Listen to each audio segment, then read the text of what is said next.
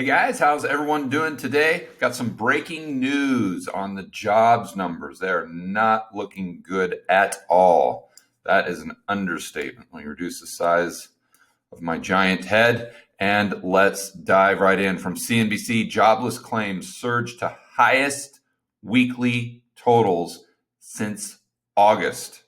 And I'm going to go down and then come back up. First time claims for unemployment insurance jumped to 965,000 last week amid signs of a slowdown in hiring due to pandemic restrictions or an increase in firing. That's a rosy spin. According to the Labor Department Thursday, the total was worse than Wall Street estimates of 800,000 and above the previous week's total of 784,000, which, if you remember my video from last week, that 784,000 number was shocking, according to economists. And so it shocks economists. They adjust higher, and now we're 165,000 jobless claims or jobs lost, in other words, higher than even their adjusted estimates. Now, going back up here, this is something I think is very interesting. We really need to pay attention to. Most of the gains, in other words, the job losses, came in states with stringent business restrictions. Okay, makes sense. Though Florida and Texas saw sizable increases as well. In Florida, from what I'm hearing from my friends there, is probably the most open state in the United States. Why is this important? Because everybody is talking about a V-shaped recovery in the economy. We all know that it happened in the stock market. That's blatantly obvious. In fact, the right side of the V went up a lot more than the left side was before it started going down. But if someone thinks we're having a V-shaped recovery in the economy, they're not seeing things correctly, in my opinion. I don't know how they can look at 100,000 businesses never coming back. That was the estimates that they went over from my video the other day, 100,000. And that was what we saw from the first wave of lockdowns. Now we're getting a second wave of lockdowns.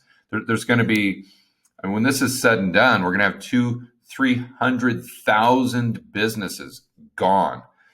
And I don't know that the economists or the talking heads at CNBC understand how massively that impacts the economy, economic output, GDP, jobs, consumption, and maybe even more importantly, supply of goods and services.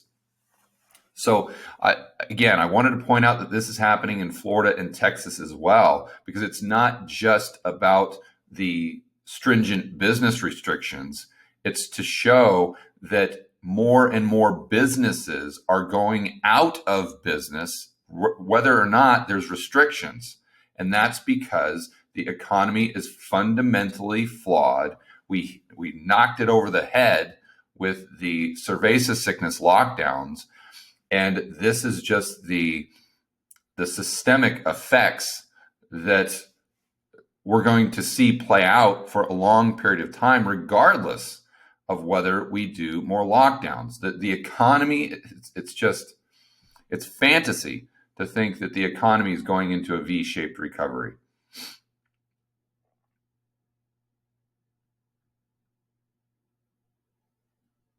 But futures prices continued to indicate opening gains. It's the bifurcation of the stock market and the real economy that I always talk about. And the reason I wanted to point this out is to not only show the absurdity, but also for a lot of people out there that still think that somehow the real economy is correlated or there's a causal effect between the real economy and stock prices going up. Therefore, if stock prices are going up, that means the market is telling us that it sees the economy improving in the future. Not so. There's a total disconnect. Regardless of what happens in the real economy, the stock market is going up just because there's more money, there's more liquidity, there's more stimmies going into the stock market. It has nothing to do with the real economy or the businesses that are in the real economy. And okay, so this is a little more detail on the jobless numbers. Still, the jobless numbers for the week ended January 9th was another sign of economic turmoil brought on by the restrictions. Well, I'd say by the restrictions and the fact that the underlying economy was fundamentally flawed. Aimed at combating the pandemic, the total was the highest since week of January 22. Okay, so let's go down here. We can check this out on the chart. And this isn't a great chart. I mean, you can see it ticking back up. And because we had such extreme numbers here, the bump up doesn't look that big. If we had normal numbers throughout this jump would be huge on the chart. So let's go over to what I think is a little bit better chart. That's from the Fed.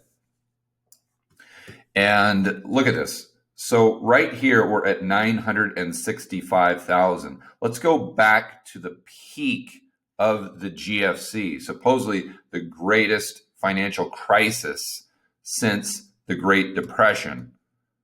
Our peak was about 660.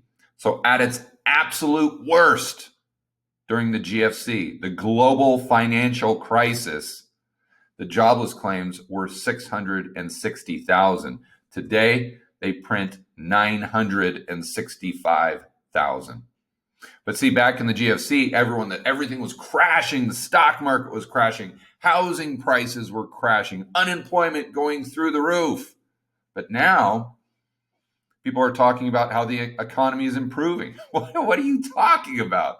It's just insanity. The economy, from a structural standpoint, is far worse today than it was back in the GFC. The only thing that's papering over the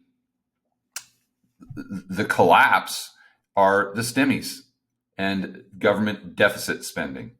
On that note, I think the biggest news of the day is right here on Zero Hedge. I'm not going to go over this whole article because I'll probably go over it later, but make sure you're sitting down because this is shocking news.